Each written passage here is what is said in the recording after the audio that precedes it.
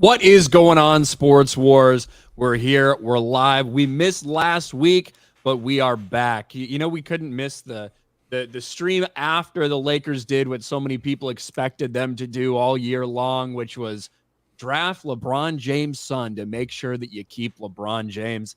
It's exactly what the Lakers did. They wasted a second-round pick on him, so it's not like they took him in the first round or anything, but it did indeed happen right after hiring the guy that LeBron James wanted to coach the Lakers with JJ Redick.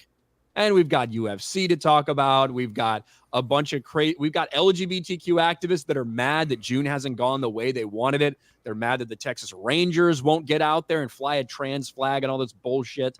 So we're going to be getting into it. Oh, and Nike, who has tried to build on the back of this social justice bullshit, they lost a whole lot of money yesterday. The stock nosedived 20%. But I guess I can't say I feel too bad after them putting out Colin Kaepernick and Dylan Mulvaney and people like this and signing them to Nike. John Matrix from Black and White Sports should be joining us shortly. He's going to be a few minutes late, but we do have, as always, Fear the Beardo. What's up, man? Nothing much. Yeah, we've been talking about speculating. You know, it was the who's going to get LeBron James via drafting his son. And it turns out it was the Lakers, who we kind of figured it was going to be the Lakers. Man, it just feels like just a few weeks ago, the NFL draft, and maybe just a few months ago, the Super Bowl. And now we're already around the corner from the new NFL season, and I can't wait, man. Yeah, we're in that. Well, right now we're in that period of time where it's like, all right, NBA season's over. NHL season is over now. Florida Panthers obviously winning in 7 games. Baseball's in that. Well, it's not quite the All-Star break yet, but people are kind of looking forward towards the All-Star break. Right. And we're just kind of in that era of sports talk right now where there's not a ton of shit going on. Unless you want to make videos about the WNBA, then there certainly are. Shout out to Black and White Sports too. Their channels somehow got so much Caitlin Clark content that they're able to fucking pump it out, which is awesome. But yeah, you did have, we are going to talk about a former number 1 pick in the NFL draft who is a bust, who clearly is just a bust in life, Jamarcus Russell. I don't know if I've heard a good Jamarcus Russell story ever. I don't know if I've heard a positive one ever since he got drafted. Yeah, that's true. Jamarcus, his time at LSU, and then he kind of got a little sneaky there towards his combine and towards his draft. He was an unexpected number 1 overall pick, and dude's been a bust in freaking life. And it's not going good for him right now either. There used to be some crazy list of like the players taken directly after the Raiders' first round picks. Calvin Johnson was one, right? It was like they picked somebody, then Calvin Johnson, the Lions, got picked like right after. I think. Let's see, the pick after the Raiders' first round pick. I remember this floating around. And then there was they drafted Ruggs, Henry Ruggs, and then who was the other fast motherfucker? Henry Ruggs, that's right. Henry Ruggs, and then son of a bitch, there was another fast wide receiver that they drafted. He was just like the Raiders are always notorious as just whoever runs the fastest 40-yard dash. They're like, I'm picking that guy. Yeah, let's see here. Darren McFadden, Darius Hayward Bay. That was it. Yep. It might have been the pick after him was somebody crazy good too. Let me check. I'm doing some on the fly shit right here. NFL draft round 1. Where am I? Let's see where I can fucking in recent history, the sneakiest kind of overnight changes for the number 1 overall draft pick, Jamarcus Russell's one. And then Mario Williams. Remember, everyone was like, Reggie Bush going number 1 overall to the Houston Texans. And this was before when the NFL allowed the first overall pick to sign the pick before draft day. And everyone was like, Reggie Bush is going to the Houston Texans. And it was like, fuck, it might have been 2 days before the draft. The Houston Texans signed Mario Williams. And everybody knew that they're not allowed to do that anymore. But when I was younger, the number 1 overall pick always went a few days before the draft. Do you remember that? Yeah, I mean, it usually seemed like everybody kind of knew what was going on, right? Now we've certainly had different ones and conversations leading up to the draft, whether it's Peyton Manning, Ryan Leaf, whether it's Andrew Luck, RG3, Trevor Lawrence. Yeah. But even for ones like that were highly contested, most people still felt that it was leaning like significantly one way. But they used to actually sign the guy. They used to. I don't know if I remember. Like, I don't know if I remember that. Mario Williams for sure signed before he was drafted. Signed before the draft. And then maybe I don't know if I remember that. I don't know if I quite remember that. But yeah, if you're saying it, I'm not going to disagree. But I just don't remember. When was it after Cam Newton that they put a cap on rookie salaries? Because rookie salaries, Cam Newton got paid so much fucking money. Yeah. Cam Newton rookie contract was insane. And then it was after that, after Cam Newton, they're like, all right, let's stop paying these rookies so much. Let's put a cap on these rookies. Maybe it was the guy before him. Like maybe Cam Newton was the first one to come in like that. Matt Stafford also got a fucking payday. Didn't Sam Bradford get paid a shit ton? Yes, he got drafted number 1. That might have been the one that did it. Sam Bradford was the last one. Tom May says Sam Bradford was the last one. And then I think for Cam Newton, his was the first under like the new deal. Right. And then Luke Stone says Mario Williams signed the deal before the draft night. Well, that's crazy. I had a feeling.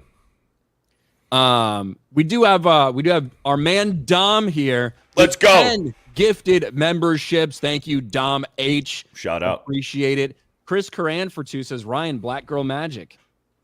I mean, that's what the WNBA used to be. And no one cared about it. And still virtually no one cares about it, but they care about it more than they did before. So you were saying these liberals are pissed off that June didn't go the way that they wanted. Is that because of the Oilers boobs chick?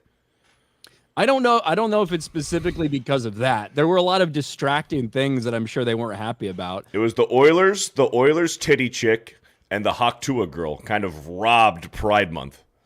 They did. Straight people were paying attention to something else other than gay people. I don't know why that could possibly be. Tits and blowjobs. Why would straight people be paying attention to that? But we have seen a lot of virtue signaling through the month of June for Pride Month. Thank God it's basically over now. But there's one team that refused to do some of this stuff when it comes to Major League Baseball, and that was the Texas Rangers. They didn't do it last year. People were very, very upset. And they also basically said fuck off to it this year as well. And apparently, the gay rights activists, the LGBTQ plus activists out there, they're not very happy about it. The Texas Rangers are frustrating LGBTQ plus advocates as the only MLB team without a Pride Night. For several years, the Rangers have been the only Major League Baseball team without a Pride Night. When questioned, Texas cited its work with the Resource Center, among other organizations. As Pride Month comes and goes again without the Rangers participating, McDonald, who's Raphael McDonald, tried to explain the connection between his group and the team he has loved and watched for the better part of 50 years. It's a complicated relationship. As someone who grew up watching the Rangers, someone who goes to games in the 70s, some of my biggest and best memories are going to Old Arlington Stadium. I actually was able to go to that stadium one time. It pains me that this remains an issue after all these years. Painfully enough, McDonald said, he considered not attending the parade with his boyfriend when the Rangers celebrated their first World Series championship until he also just decided to go.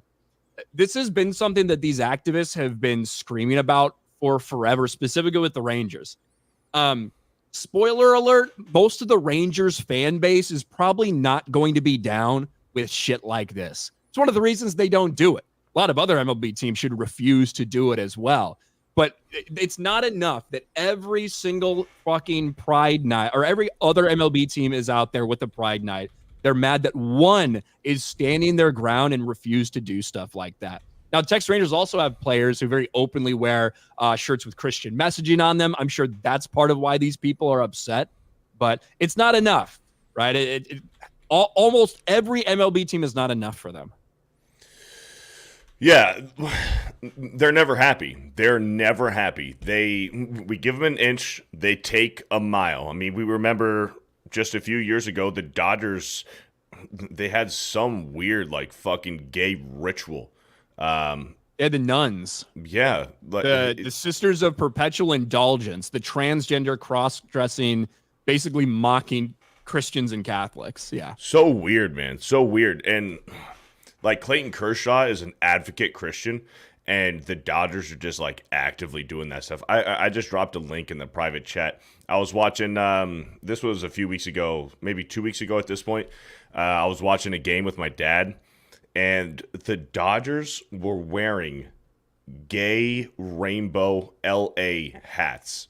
I couldn't believe it, dude. Like, there's one thing, like, it's one thing to, if they want to bring awareness or show some type of representation or whatever bullshit, but, like, to go out on the field and force the players to wear this shit, whether they believe in it or not, it's freaking crazy, man. And imagine if Clayton Kershaw was pitching, and if they forced Clayton Kershaw to pitch wearing that hat.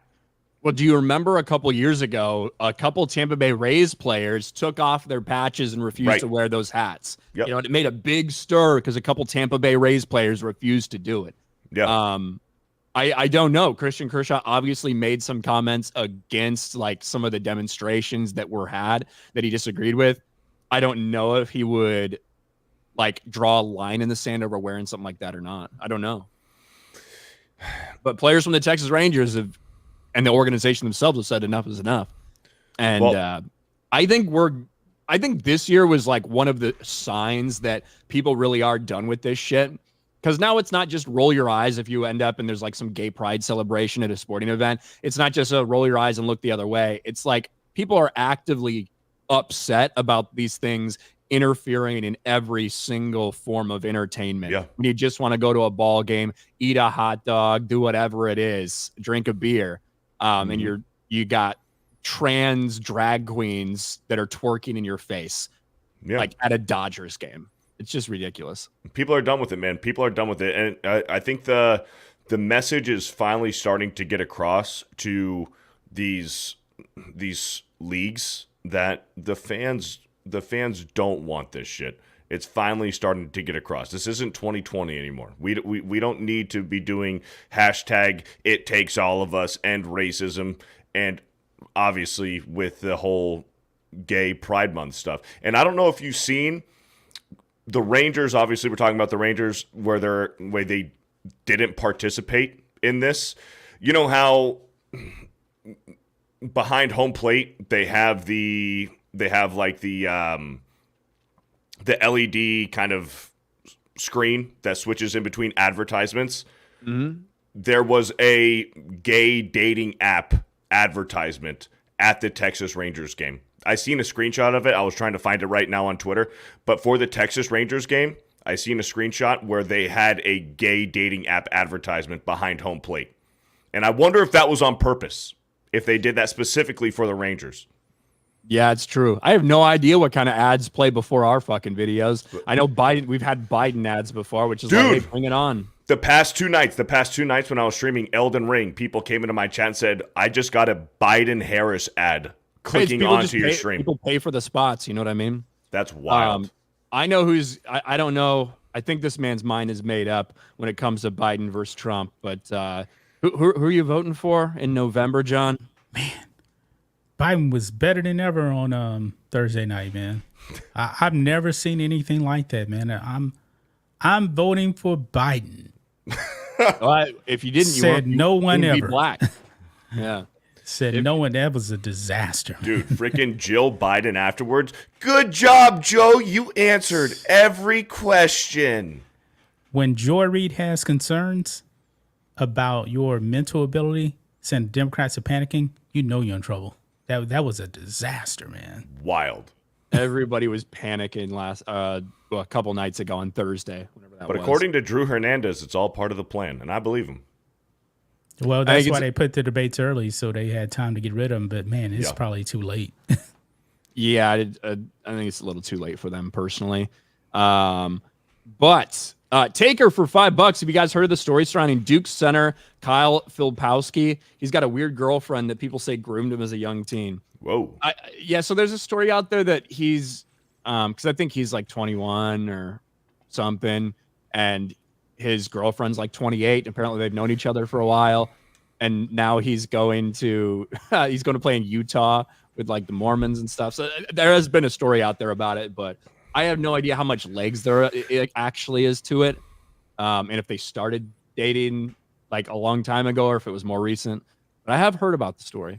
When it's a younger man dating an older woman, nobody bats an eye. When it's the other way around, everybody fucking goes crazy. Typically. Joe Bob Tarheel for $4. Glad this propaganda BS is over. Go Lions, go. Go Lions, I guess. Mick Walsh for $2. Broncos and 10 others rejected the butt bongo month. Well, now that Russell Wilson is gone, Russell Wilson's so open about his faith. Maybe he just drew a line in the sand and said, "I'm not doing this anymore. I'm not going to do this here." But I kind of doubt that too. Connor Akers for $2. Bronny getting drafted gave me Make-A-Wish vibes. I guess that is the big topic of conversation for this week. NBA draft took place a few nights ago, and maybe that first round didn't go as some people thought it would with the Lakers, but we've been talking about this story for months, really years. LeBron James has been advocating to play with his child Bronny for years at this point. Essentially put out there in the public eye, I want to go play wherever he gets drafted. Tried to backpedal on that a little bit at some point, but this is all a story of LeBron James making. He had already told people he was planning to opt out of LA. Would he come back and re-sign? Would he go somewhere else? He would have freedom to go wherever Bronny got signed. Well, the Lakers did what the Lakers have done the past 5 years, which is bend the knee to LeBron James and give him exactly what he wants. Bronny James gets drafted by the Los Angeles Lakers after they hired the coach that LeBron James wanted them to hire in JJ Redick. John, you've obviously talked about this a lot. Were you surprised at all that it happened, or was it just more of the same? No, as soon as JJ Redick got hired, the fits was in. Right on cue. They didn't draft Bronny in the first round. The Lakers weren't that stupid. But pick number 55, you mean to tell me that they did their due diligence on Bronny? And all of the pundits out there, nobody's talking about his skill set. They're just talking about, man, LeBron is going to finish his career with the Lakers. They're making it all about LeBron. And LeBron did this himself. It was just too little too late to backtrack off this. This is his creation. He's running the Lakers, and he's running them into the ground, man, because this team isn't going anywhere. Anywhere. Well, LeBron has already, he's got his feelers out there, and he's got his team put out there. He's already saying, listen, I'm opting out, but I'm planning on re-signing with the Lakers, and I'd be willing to take a massive pay cut as long as you sign another superstar. That's the new headline. So LeBron James needs even more help after essentially manhandling this team into doing what he wants. He now needs more help. LeBron James opts out of Lakers contract, but is expected to sign new deal with LA. James is eligible to sign a 3-year, $162 million max contract to return to the Lakers. I don't think he's going to sign a 3-year contract regardless, but LeBron James is willing to work with the Lakers on a new deal. He is eligible for, in order to open up the full $12.9 million mid-level exception to allow Rob Pelinka to sign an impact player. What? So there's people that are suggesting people like James Harden, somebody like Klay Thompson, guys like that, not the super megastars, at least at this point in their career, but guys that he thinks are veterans that could get in there and help the team. I could totally see them doing this, but unfortunately, what the Lakers actually need is young talent. Wait a minute, did I read that? Did I read? I must have misread what you. I must have misread what you said. LeBron playing for $12.9 million. I believe I read that incorrectly. Yeah, I was saying there's no way Rich Paul is going to allow that.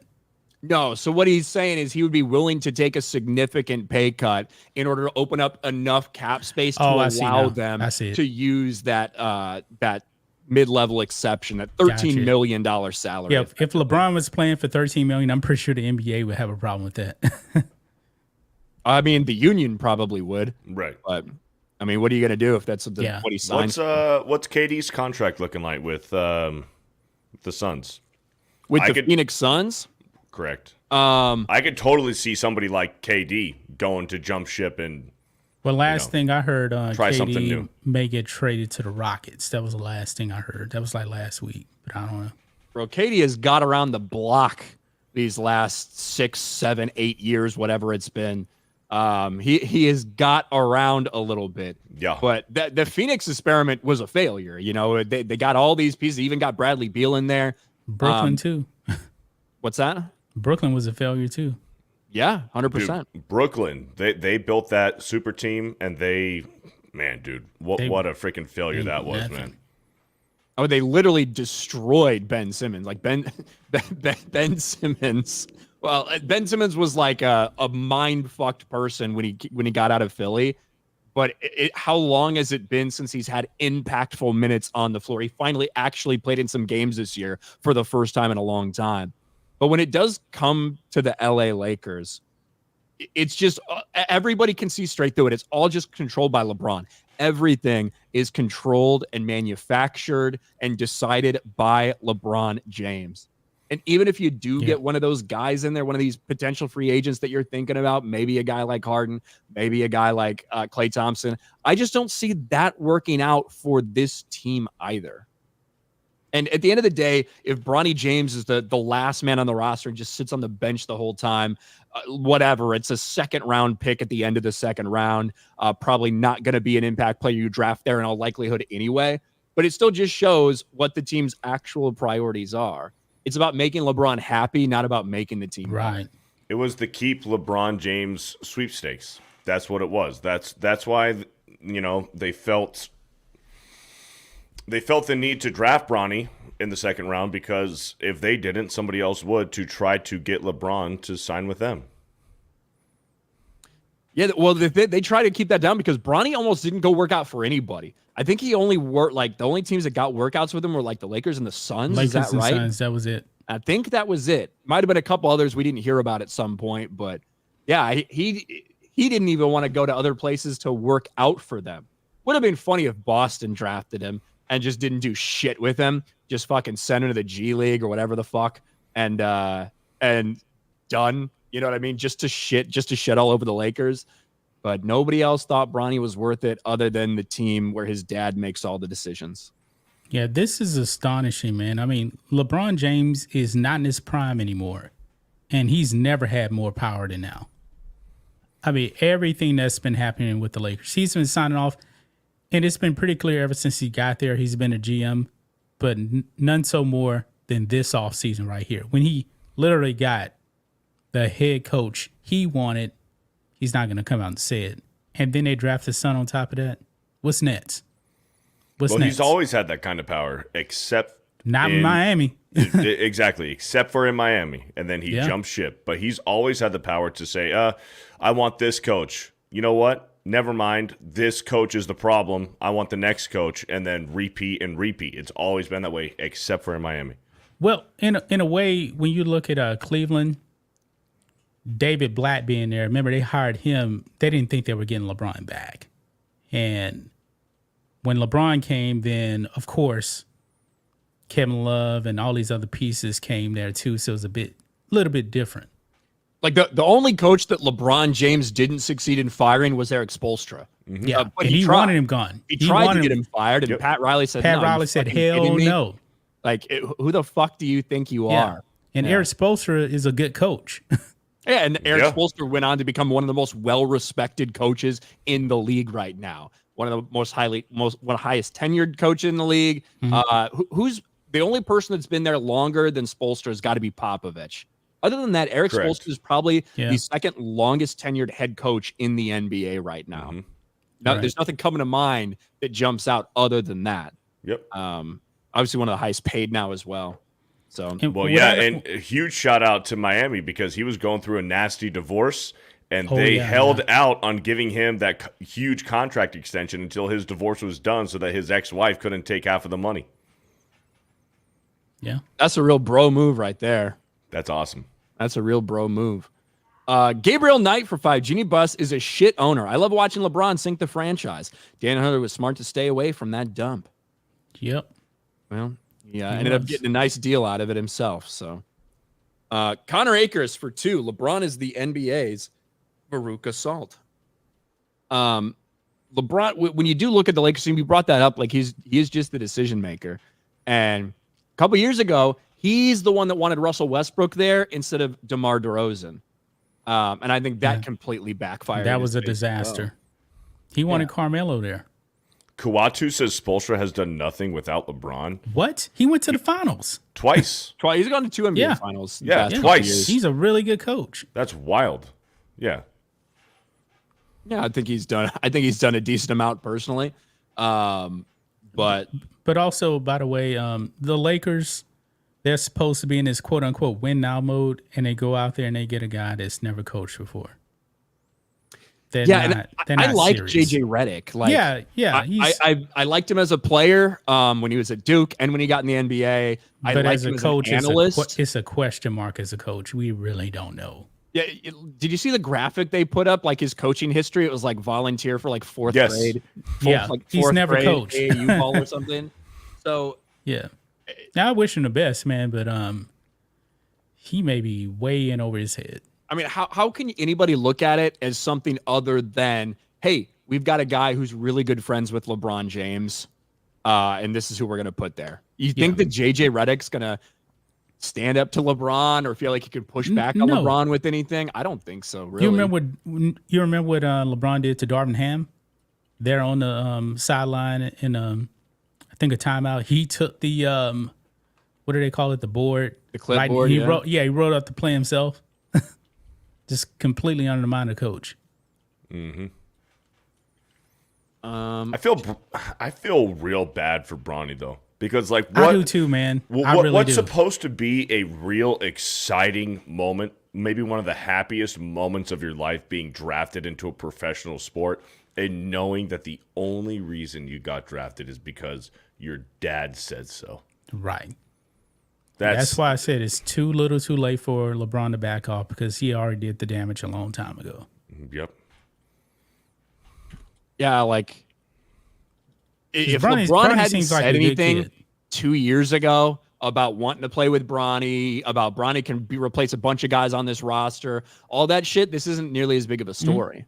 Now, if he just came out and said, yeah, I would love to play my son, and left it at that, it wouldn't have been a problem, because what father wouldn't want to play with their son? Mm-hmm. But LeBron doesn't know how to keep his mouth shut. Yeah, he had to throw his teammates under the bus. Oh, Bronny. Or Bronny. He'll be all right. Fluffy Panda for 2. If MJ tried pulling the crap LeBron has. I mean, listen, MJ wanted things. MJ sometimes got what he wanted and sometimes didn't. He had a notoriously bad relationship in history with Jerry Krause, who was the GM at the time, right? Jerry Krause stopped a lot of the things that Michael Jordan wanted to do. And that was a good thing, because Michael Jordan, the GM, was atrocious. Yeah, and some of those things that you can say worked out really well that they ended up doing, and some of the things like the way the team fell apart at the end and all those things that happened, also you can lay directly at the feet of Jerry Krause as well. He was there, happened to be there at that time, made some moves that really worked out.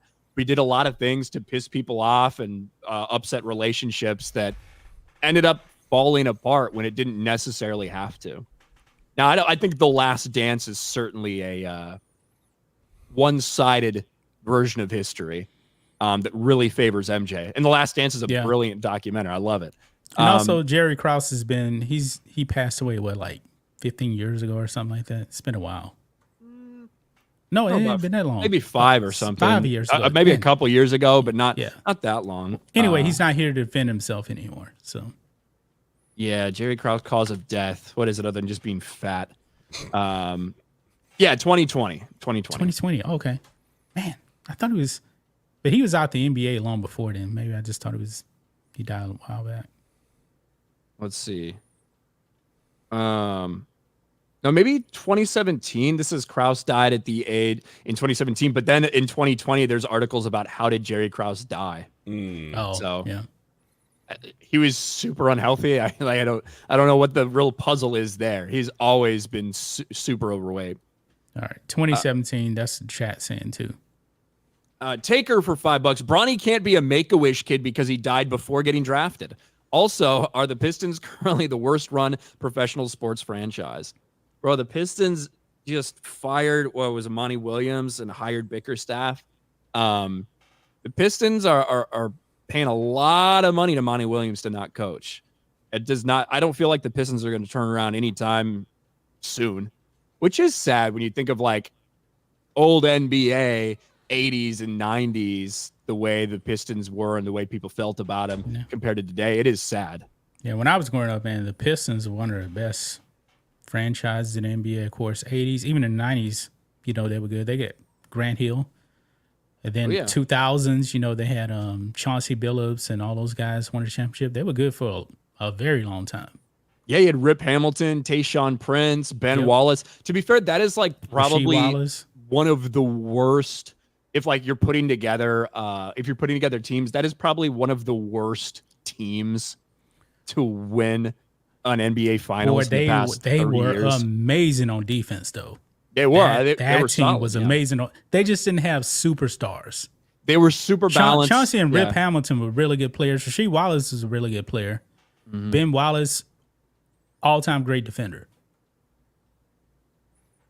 Oh yeah, Ben Wallace, it was amazing. But when you look at that team, it's like, what NBA Finals champion would you put the Pistons up against and think they had a chance over the last 20 or so years, other than the Lakers bubble team? Yeah, they beat the Shaq and Kobe Lakers in the finals. Wasn't it them? Yeah, they did in like 5 games, I believe. And then that's when Shaq jumped ship. Yeah. But that was that time when there was so much fucking like antagonistic shit with them. You know what I mean? Like their relationship was falling apart.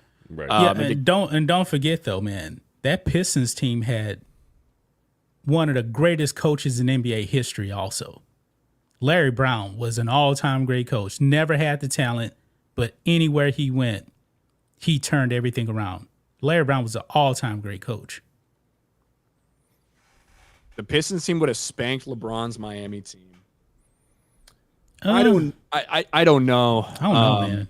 Like Tayshaun Prince did give LeBron, problems, oftentimes. Yeah, man, that Heat team that won the title, they had a 28-game winning streak. That team was great. Yeah, like they should have won. They should have won fucking 4. They should have won a year before. They should have won 4 fucking titles. They definitely should have beat Dallas. But in reality, they're lucky they got 2, because if you don't have that brick that Bosch rebounds and kicks out to Ray Allen to save the game, like that series they won against the Spurs would have been done. Remember, they had the championship trophy wheeled out on the floor. Everybody thought it was over. Like that Heat team was always fucking execution. You know what I mean? Especially you look at LeBron's performance in that Dallas Mavericks. That I will say that the Dallas Mavericks team might be worse than that Pistons team. Jason Terry played out of his fucking mind though in that series. Yeah, Jason Terry, he put it to LeBron. He was a freaking alien during that series, man. Unreal. Let's see. Chris Curran, remember for 4 months, over under for Bronny's career years. I don't know, 5 or 6 years. 1 year, 1 year for sure. Probably more like 2 or 3.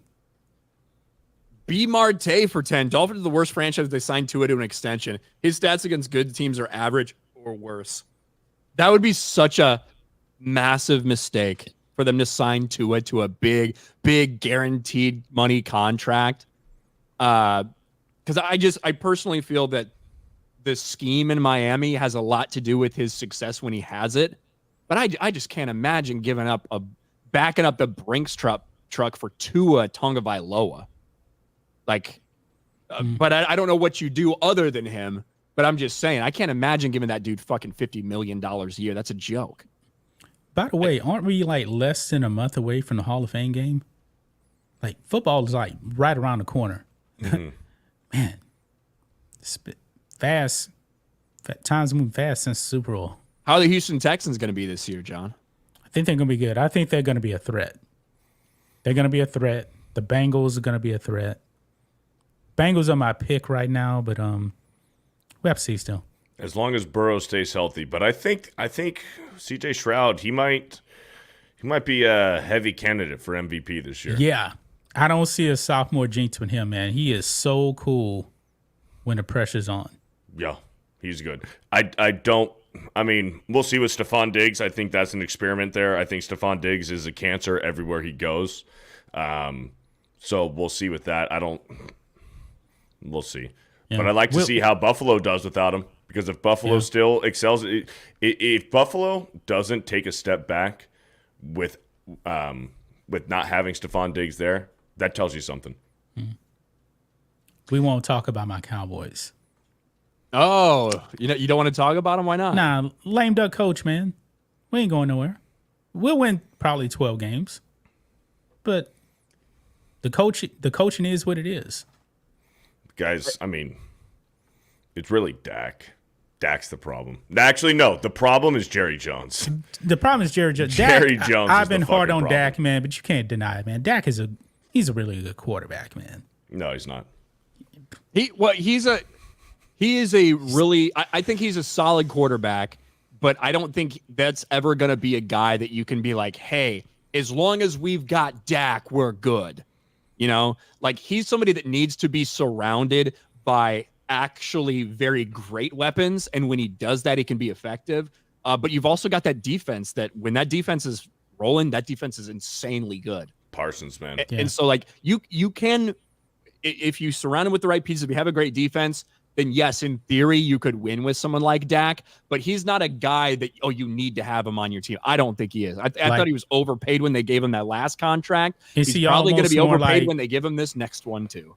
Do you see him more as like a Matthew Stafford in Detroit, who leaves Detroit and goes to the Rams and wins the Super Bowl? Dak is a backup anywhere else. I think. Man. Well, he would start. Man. He would That's start for the. Let's get it straight. He would start for the Giants. Like no questions asked. He would start for the Giants. But I just think that, like Matthew Stafford is an infinitely more talented thrower of the football than Dak. But Matthew Stafford always had a lot of talent, but he never had that it factor. What? And Matthew Stafford he never had that it factor, man. I remember Matt Stafford dislocating his fucking shoulder and throwing a game-winning touchdown pass with a dislocated fucking shoulder. Matt Stafford does have the clutch factor. Was it a touchdown or was it a 2-point conversion? It was one or the other. It was something like that. Yeah, it was against the Cleveland Browns. Shoulder or whatever. Yeah. You're awfully hard on Dak, man. I thought I was hard on Dak, man. Dude, the Cowboys are better off with Cooper Rush than Dak Prescott. I'm not going there, man. Dude, Cooper Rush was undefeated. Dak led the league in interceptions a few years ago. Yeah, Cooper Rush, come on. 5-0 is the Dallas starter. Just saying. Come on. 5-0. Dallas might be better off with Trey Lance. I don't know about that. See, seriously, we can't take Beardo serious, man. The only reason why Dak is starting in Dallas is because of how much money he's making. Well, he hasn't signed that extension yet, or what? Have they even offered him? He's betting on himself. He's betting on himself this year, gambling on himself. He's not gambling. Really. Now, I do think that they need to start looking for the next QB, but Dak is who you got right now. We do have a question. Well, Beardo just left, so we'll wait for that question until he comes back. My bad. All right. So from Game On Show, from our man Will over there, for $20, who has a better season this year, Giants or the Bears? The Giants. Giants. Here's the thing. Maybe. Even if the Giants have the best possible year they could have, that probably means they're like 8-9. Because it's the NFC East. So they're either going to be 9-8 or 8-9. So do I think the Bears will go 500 or better this year?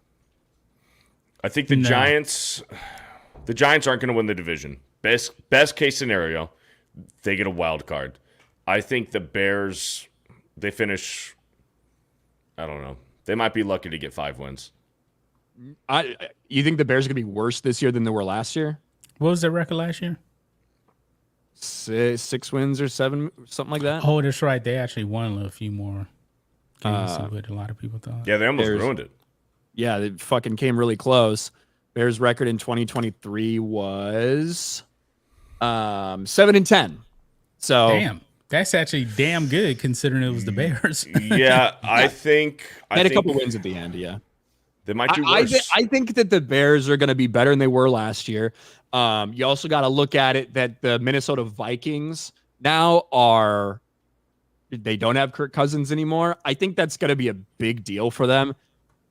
Fans might not think it's as big of a deal, but I think losing Kirk Cousins is going to be a huge loss for that team. Fuck yeah. I don't know if Green Bay is going to be as they were solid last year. Jordan Love got off to a decent start, then he really fell off.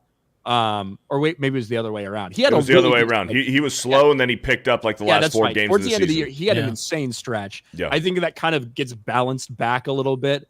And he's not as streaky, maybe. But yeah, I see the Bears. I think the Lions are still by far the best team in the NFC North, but I think the Bears can go 9-8 this year. I think Jordan Love is another one where, like CJ Stroud, he might be an early candidate for maybe not MVP, but he's going to have a good year. Better than Dak. I'm interested to see how CJ Stroud does and the Houston Texans do in general now that there's expectations on them. Right. Because there was no expectations last year. Yeah, remember, they were a train wreck the season before. Yeah. And then for the Vikings, Sam Darnold's their starter. Mm-hmm. Yeah. They're not putting McCarthy out there. I don't think they should either. No, but absolutely not. Sam Darnold will probably get injured at some point. But we'll see a little JJ McCarthy out there at some point in time. Also over on Rumble, for $2, Kenny Curvecock. MLB, I'm hiccuping. MLB, NBA, NHL, NFL Pride Month merch about to go to 90% off clearance sale. Hope you guys are playing NCAA 25 when it comes out mid-July. Game looks pretty cool. Sports Wars gaming stream. Let's go. I think a lot of people are going to be checking that out. A lot of people are going to check out the return of NCAA football. I think the last one that came out the one with Denard Robinson on the cover. Michigan quarterback. Yeah. Was that 2014? I think that was the last one. I think so. I went to a game at Purdue, Michigan versus Purdue, when I saw Denard Robinson like break the quarterback rushing record. He ran for like 250 yards or some fucking insane thing. Just destroyed Purdue, obliterated them. Cryptic for $5. The only reason why the NBA got more money in this new TV contract is because networks are desperate for content. Product is a joke. I mean, certainly they are getting a lot of fucking money, even though some of the returns on those people's investment seems to be less and less and less. You know, it's just a reality. Not as many people are watching as they used to. We got that one. You remember when Josh Howard ruined his NBA career? Yeah, Josh Howard had a couple years there where people like actually thought he was something. I do remember that. Cole Hauser for $2. The Yankees need Trevor Bauer. Yo Joe, praise Ara. Trevor Bauer deserves to be in Major League Baseball. 100%. It's criminal that Trevor Bauer isn't on a Major League Baseball team. If he wasn't like such an asshole, and I say that in a very endearing way, I don't care. I would want Trevor Bauer on my team. But if he wasn't such like, everybody just doesn't like the dude. His entire personality. They fucking hate Trevor Bauer. If he didn't have that reputation, I think it might also be different. I don't think it's just the allegations that had been cleared that are hanging over his head. I think it's him as a person. Yeah. People just really don't fucking like him. He's just a weird dude, an unlikable. He's our modern day Jose Canseco. He's super arrogant and a know-it-all, and he has these very weird rituals that he does. Right. And, I'm a fan. Like, I'm subbed to his YouTube channel. I watch a lot of the shit he puts out there. But his mannerisms and the way he interacts with people, there's people that just don't fucking like him. Mm-hmm. And that's definitely part of it. Do you remember when towards the end of his tenure with the Cleveland Indians when Terry Francona went to go pull him out of a game, and he just took the ball and turned around and launched it over center field. Yeah, chuck it from the mound. Yeah. I forgot about that. Let's see. Mike Hill, who will be the top quarterback for the Steelers? It's 1,000% it's Russell Wilson. From reports, Justin Fields looks really bad in training camp, from what I've heard, in terms of his timing, in terms of his footwork, in terms of his accuracy. Justin Fields looks like shit, which should not be a surprise to any person that has watched him play over the last couple years, unless you're one of those insane Bears fans that I was so fucking fed up with as a sane Bears fan. Maybe on the other side, you got these insane Bears fans that were like, Justin Fields, he's the future. And I'm like the skeptical, cynical Bears fan that's like, anything we do is going to be a disaster. Shut the fuck up. Did you guys see? Williams. You guys remember? It was a few weeks ago. The rumors, the reports that the Steelers were considering Justin Fields of being a kick and punt returner, and then he debunked those personally. And then Madden put out the trailer for the new Madden game, and they had Justin Fields returning kickoffs for the Steelers. I mean, he's better in that way. If you can get the guy with the, like, he could be an effective tool on a team, right? Now, Justin Fields' speed as a quarterback is different than like speed as a wide receiver or running back or whatever.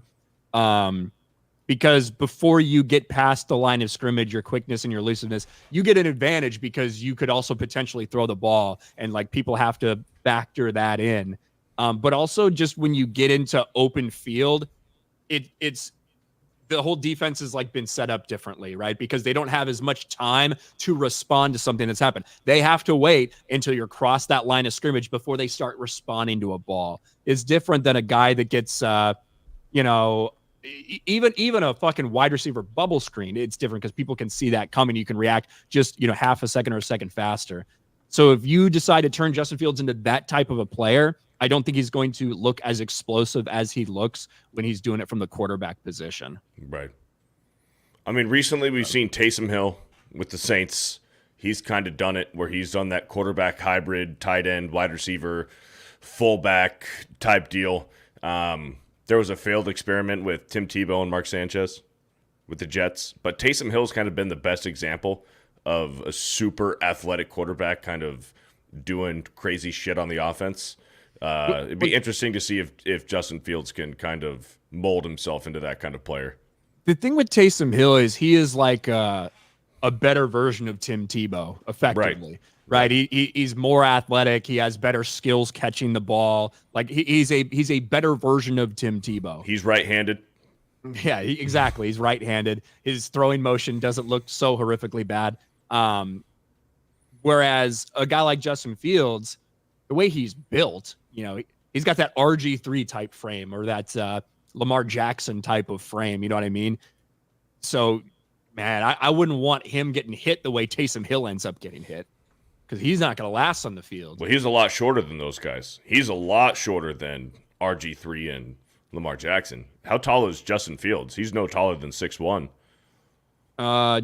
Justin Fields' height, I thought he was a little. He's 6'3". Yeah, so I mean, he's not tiny or anything.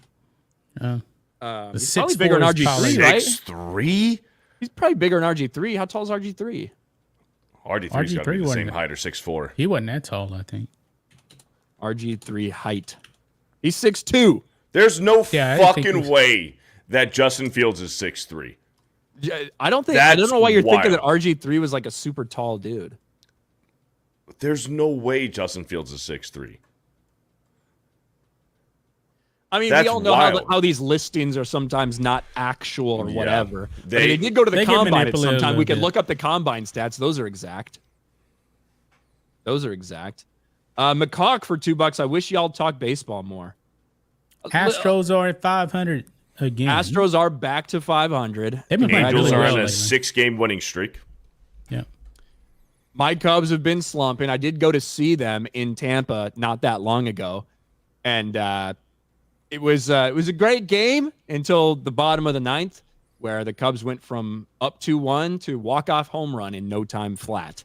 So that was disappointing end to that game for me. It felt like a Cubs home game with all the fans that were there because, Tampa doesn't actually have any fans that show up to their games because I don't know why. They're losers. I don't know.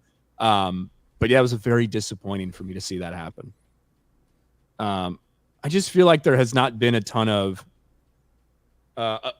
coverage outside of, hey, this team won tonight, this team lost tonight, blah, blah, blah, for that in Major League Baseball in the past couple of weeks. And maybe once we get to, again, All-Star break, that'll change a little bit. Yeah. So Bellinger might be for sale. Might be going back to the Dodgers. Really? Well, I would understand why they would want to move him because I think the Cubs thought they'd be a little bit better than they have. Now, it's not like they locked up Bellinger to some long-term deal. It was a very short-term deal, if I remember, his contract. It's like one or 2 years? It was a couple years. It was big money for a few years. Maybe it was 2 or 3 years. But yeah, he did sign a decent contract, a lot of money for like maybe 2 or 3 years. Yeah, here you go. 3-year, $80 million contract. So yeah, he's getting paid. He is getting paid, but it's not like a, it's not like a Bryce Harper contract or a Mike Trout contract where it's year after year after year. I actually thought it was a smart idea by him. Do a short-term thing, and then you can get one more big-ass contract. And it's smart for the Cubs to not sign a long-term deal as well.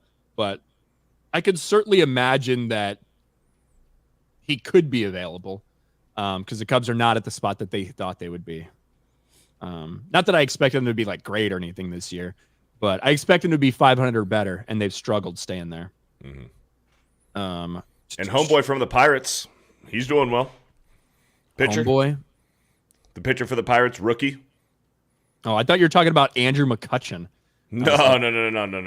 The pitcher for the Pirates, I forget his name. He's a rookie. He's doing real well. I did see like Andrew McCutchen tripled the other day, and there were some weird stats like first Andrew McCutchen triple in like 4 years or something. I was like, what a random fucking stat to pull out. We get it, he's old and he's slow, but I don't know if it's breaking news that he hit a fucking triple. Yeah. Stanley Frederic for 5. The experts have the Tennessee Titans, Carolina Panthers, New England Patriots, Seattle Seahawks, Denver Broncos, and the Giants as being the worst team. That's a lot of teams. I think the least likely of that list is the Seahawks. No more Pete Carroll. Is this their first year without Pete Carroll? Yeah. That happened in the offseason, yeah? Yeah. Wild.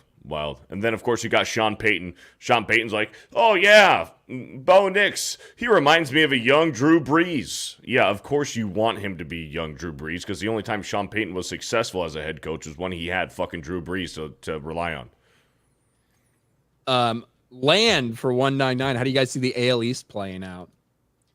Baltimore and New York's to lose right now. Pretty much. It really comes down to those guys. If I would have to say it right now, I think Baltimore is going to stay more consistent, but I think I would rather, I don't know if I would want to see the Yankees in the fucking playoffs, even at the wild card spot, if they do get there. They're like one game separate or something, right? They're basically that one game, right now, the AL East. That one game, actually the Yankees are 2 behind the loss column. But one thing I look at when it comes to standings, really, besides just record, is run the differential. Run differential is huge, and Baltimore is plus 121. The Yankees are plus 95. Yeah, and a couple weird Not games a massive here difference, throw that but off a still. little bit. But Yeah, Aaron Judge is having a hell of a fucking season, though. yeah, he is. Yeah, dude's a monster. And so, same with Verdugo. Verdugo's clutch, man. Yeah, and Kyle Tucker would be right up there too until he got injured at the beginning of June. We do have to talk a little bit about if I can find this Nike story that I had pulled up. We got to talk about Nike because it's not great for them. Where did it fucking go? Why can't I find it? I got to pull up this article again. I know you guys on Black and White did a story about it a few days ago, maybe yesterday, actually. Yesterday. Mhm. Yeah, here we go. Let's pull this up. I got to get the stock too, because the stock took a fucking dive for Nike. All right. Here it is. It's fucking around here somewhere. I just lost it. Yanks fan for 199 says fire Cashman. Yeah. They've been saying that for a while there. I don't think it's going to happen anytime soon. But for the past 5 years or so, we have seen Nike continue to push the social justice agenda, whether it's Colin Kaepernick on board, whether it's literally bringing on a man in Dylan Mulvaney to sell women's clothes. Nike has been at the forefront of some of these social justice causes, and it's blown up and backfired on them multiple times. Well, here we are. Look at what happened yesterday. Now, certainly, this isn't a direct result of another woke ad campaign or some bullshit like that. This is after years and years and years of these things happening and their quarterly returns not looking like exactly what they thought. Go woke, go broke. Nike shares crash 19% as customers swoosh away to competitors. That's a lot. In a fucking day, Nike stock dropped 20% overnight. And I don't know if they're going to recover from this anytime soon. Shares of Nike plunged on Friday after the company released quarterly results that beat earnings estimates, but warned of weak sales amid soft customer or consumer demand for the brand shoes in North America and China. Sales were down 2% year over year, driven by 8% fall in direct-to-consumer sales, blah, blah, blah. Year to date, shares of the athletic apparel company are down 29%. Nike's aggressive push into direct-to-consumer sales has been costly for the company, as many consumers have shown a preference to returning to in-person retail shopping in the post-pandemic era. And of course, as we've stated time and time again, it doesn't help that they constantly find themselves in the middle of these woke culture war issues, whether it's getting this fake victim bitch Colin Kaepernick to represent your company, whether it's having Dylan Mulvaney go out there in a sports bra and dance around like a fucking retard. I can't say I feel too bad that Nike's having some issues lately. Nope. They did it to themselves. I mean, I think Kaepernick is still getting money from Nike, right? I don't know how long his contract was from them, but maybe. But actually, they haven't done anything with him in a while, I believe. But still, damage is already done. They did it to themselves. And Nike's almost got a monopoly. I mean, they make the jerseys for Major League Baseball, the NFL, the NBA too, right? Yep. So even all those jersey sales, their stock is still crashing. Yeah, you know, jersey sales and all these big time deals with these leagues. They are still the number one dog, right? Nike is the number one dog when it comes to like sports retail, apparel, like stuff like that. There's no denying it. Everybody else they're fighting for second, and it's not even close. But just as we've seen with entertainment companies like, I don't know, say Disney, you could say that about Disney from a couple years ago as well, and they've certainly found themselves struggling in recent years because of some of their decisions relating to that as well. But yeah, it's always going to stand out in my head that Nike let that deranged, insane freak Dylan Mulvaney do that. Like, that's nuts to me. Absolutely insane. Wild. The Colin Kaepernick thing is one thing. At least that person was an athlete. He was in the headlines. They were hoping to maybe use that shit. Dylan Mulvaney. Yeah. Was that before or after the Bud Light stuff? That was after Bud Light. After. That's wild, man. You literally have hundreds of other actual talented female athletes, and you go with Dylan Mulvaney, an influencer who's a dude. It's pretty fucking disgusting. Yeah. Let's see. AJ Gutrung for 5. You guys are great. Love the channel, everything you do. Hail G&G. Thanks, AJ. Hail. McCock for 5. When the A's move to Vegas, do you think they can do better like when the Oilers moved to Tennessee? Maybe. I think that the situation, the problem is, it's like, I feel like ownership is part of the problem there with what you've seen. So it's not like that's changing. But I do think they were frustrated with the city of Oakland. I think the city of Oakland was frustrated with them. I think it's probably best to just get a new start in Vegas, and it could be good for them. I would be like, I've heard a lot of whispers of the White Sox potentially leaving town from Chicago. Really? Yeah. And listen, there's nobody showing up to those fucking games. The White Sox, they're probably second worst in the league in terms of attendance, behind only the A's. I can find that out. And that's how it is. When they're good, when the White Sox are good, people will come out to see them. When they're bad, nobody goes to Guaranteed Rate Field. Nobody gives a fuck about that place. You're likely to get shot and stabbed and murdered or kidnapped or whatever the fuck, robbed and mugged when you go to a game there anyway. But it's so much different than the opposite side of town where it literally does not matter if the Cubs are 20 games above 500 or 50 games under it. They always pack Wrigley Field. Just fucking always. Mm-hmm. Just, just a difference in those fan bases, I guess. As long as the A's are still doing that Moneyball type general managing, I don't see much change. I don't think a change in scenery is going to help the A's, to be honest. Well, they were, like, I mean, up until a few years ago, they were pretty fucking competitive. You know what I mean? Mm-hmm. And it just feels like with everything that's gone on with them the past few years, the fans have turned against them. The city's turned against them. They've turned against the city. There's just a lot of fucking bad blood. So I think it probably is best for them to just go get a fresh start. You got to spend some money, though. Pitching is what gets you into the playoffs and wins in the playoffs. You got to have good pitching. So you got to spend money somewhere. Chicago White Sox, in terms of average people coming to home games, they're 27th out of 30 in the league. 17,000 people a game going to White Sox games. Where do they go? There's talk of them going to Nashville. There's talk of them going to Tennessee. So they're going to another state. Oh, yeah. This isn't like the Bears moving like 45 minutes or something, but still being the Chicago Bears. You're talking about a different state. Yeah. Which I don't know. Nashville White Sox.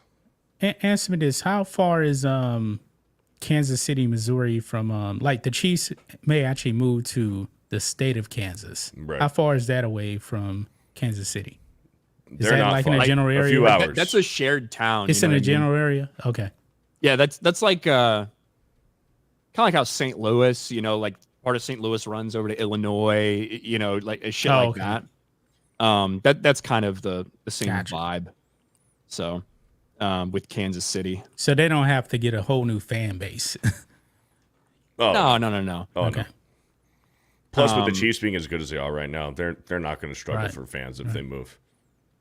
Yeah, stuff like that. That's kind of when the 49ers moved, right? Like that's the type of move we're talking about. They're still in that area, but just a little bit different spot.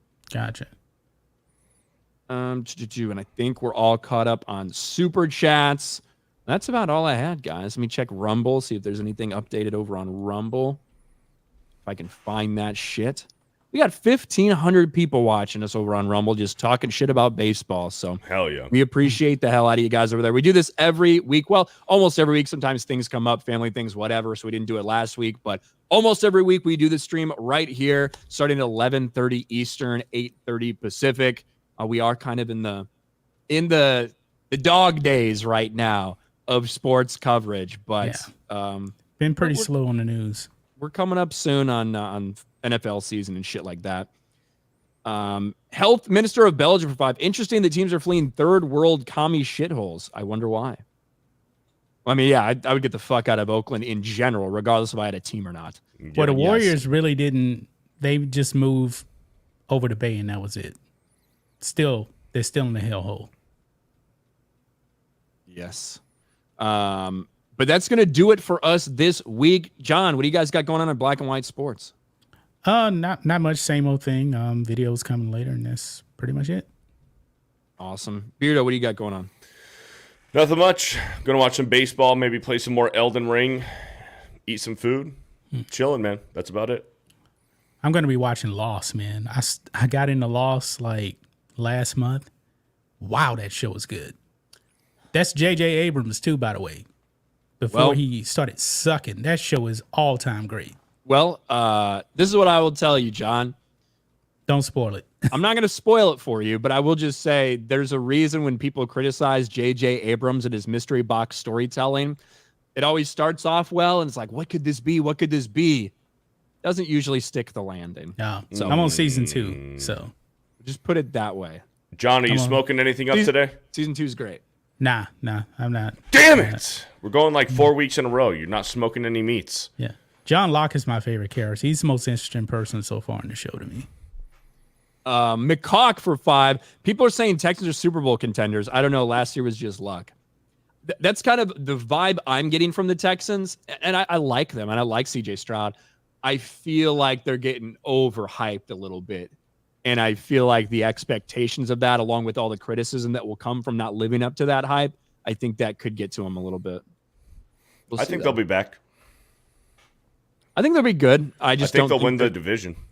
I think they'll be good. I just don't know if this is going to be like some massive step forward from last year. But only time will tell. We got a long time before that shit happens. But that's going to do it for us this week, guys. We appreciate the hell out of it. Thank you to Rumble. Thank you to YouTube. Thank you to everybody, wherever you may be watching. And we will talk to you next week. Peace.